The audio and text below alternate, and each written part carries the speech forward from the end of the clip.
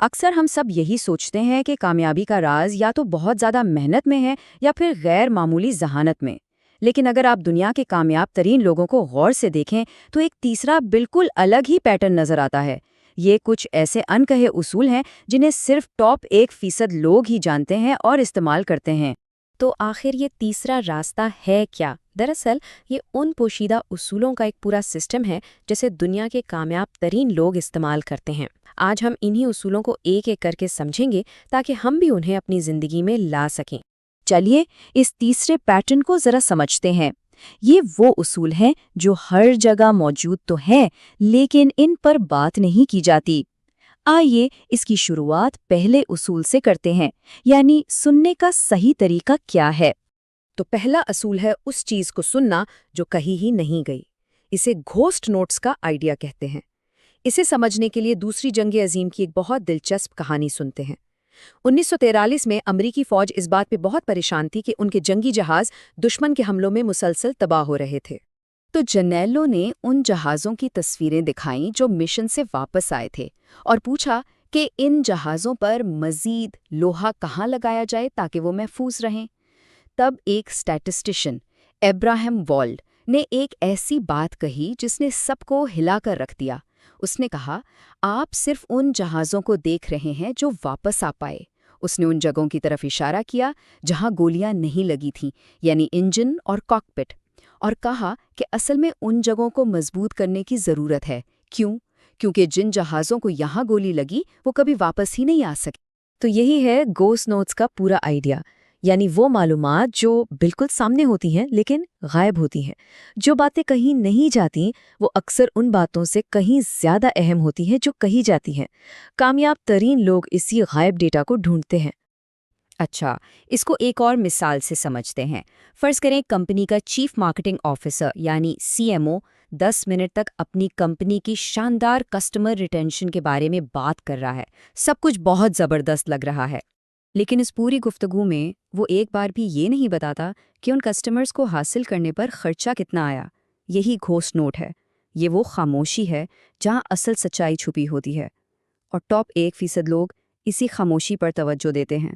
تو اب جب ہم نے یہ دیکھنا سیکھ لیا ہے کہ کیا چیز غائب ہے، آئیے اب بات کرتے ہیں کہ ٹاپ 1% لوگ سیکھتے کیسے ہیں۔ ان کا طریقہ ہماری سوچ سے بالکل الٹ ہے۔ وہ پہلی کوشش میں کامیاب ہونے کے بجائے تیزی سے ناکام ہونے پر فوکس کرتے ہیں۔ ریسرچ بھی یہی بتاتی ہے کہ جب آپ کوئی غلطی کرتے ہیں صرف تبھی آپ کا دماغ اصل میں سیکھتا ہے۔ غلطی کے بغیر سیکھنا ممکن ہی نہیں۔ اور یہ آسان نہیں ہوتا، اس میں تکلیف بھی ہوتی ہے۔ جب میں موسیقی سیکھ رہا تھا تو میں بار بار اپنے استاد کو دیکھتا تھا کہ انہیں میرا کام پسند آ رہا ہے یا نہیں۔ وہ ہمیشہ کہتے تھے، مجھے کیوں دیکھ رہے ہو؟ اپنے ہاتھوں کو دیکھو، وہ تمہارے بہترین استاد ہیں۔ جب میں نے اپنی چھوٹی چھوٹی غلطیوں پر دھیان دینا شروع کیا تو شروع میں تو بہت شرمندگی اور مایوسی ہوتی تھی، لیکن سچ پوچھیں تو اصل سیکھنے کا عمل وہیں سے شروع ہوا۔ تو سوال یہ ہے کہ اس پر عمل کیسے کریں؟ اس کے لیے ایک 5 قدمی فریم ورک ہے جسے لاس فنکشن لوپ کہتے ہیں۔ یہ بالکل وہی طریقہ ہے جس سے آرٹیفیشل انٹیلیجنس سیکھتی ہے۔ پہلا قدم، کامیابی کا پیمانہ طے کریں۔ دوسرا، کام شروع کرنے سے پہلے ہی اندازہ لگائیں کہ نتیجہ کیا نکلے گا۔ تیسرا، جان بوجھ کر آہستہ کام کریں تاکہ غلطیاں پکڑ میں آئیں۔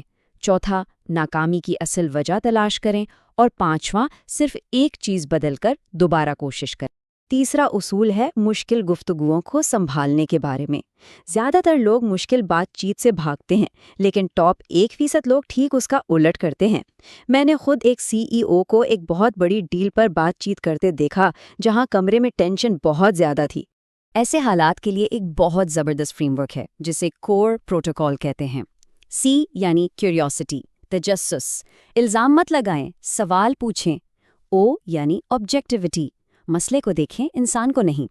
R یعنی ری ایشورنس، یہ یقین دلائیں کہ آپ دونوں ایک ہی مقصد کے لیے کام کر رہے ہیں۔ اور E یعنی ایمپتھی، دوسرے کے نظریے کو سمجھنے کی کوشش کریں۔ یہ طریقہ تناؤ کو ایک موقع میں بدل دیتا ہے۔ چوتھا اصول ہے وقت کے بارے میں سوچنے کا طریقہ بدلنا۔ اگر کوئی 7 سال آگے کا سوچ کر کام کر رہا ہے تو وہ ایک ایسا کھیل کھیل رہا ہے جس کے بارے میں باقی لوگوں کو پتہ ہی نہیں ہے۔ آکسفورڈ کے نیو کالج کی کہانی اس آئیڈیا کو بہت خوبصورتی سے بیان کرتی ہے، جہاں 500 سال پہلے بلوط کے درخت اس لیے لگائے گئے تھے تاکہ مستقبل میں چھت کے شہتیروں کو بدلا جا سکے۔ تو اس لمبی سوچ پر عمل کیسے کیا جائے؟ اپنی زندگی کو 3 ٹائم لائنز میں تقسیم کر کے دیکھیں۔ 90 دن اپنے کام سے خود کو منوائیں، 18 مہینے اپنی قدر بڑھائیں، نئی مہارتیں اور نئے سسٹم بنائیں، اور 5 سال سے زیادہ دور کی سوچیں اور مستقبل کی بنیاد رکھیں۔ سب سے بڑی غلطی لوگ کیا کرتے ہیں؟ وہ بالکل اس موڑ پر ہمت ہار جاتے ہیں جہاں سے اصل فائدہ شروع ہونا ہوتا ہے، جسے انفلیکشن پوائنٹ کہتے ہیں، جبکہ اصل کامیابی ثابت قدم رہنے والوں کو ہی ملتی ہے۔ تو سوال یہ بنتا ہے کہ کیا ہم ایک موسم کے لیے پھول لگا رہے ہیں یا صدیوں کے لیے بلوط کے درخت؟ یہی سوال ہماری کوششوں اور خواہشات کی سمت طے کرتا ہے۔ اور یہیں سے ہم پہنچتے ہیں آخری اور شاید سب سے اہم اصول پر۔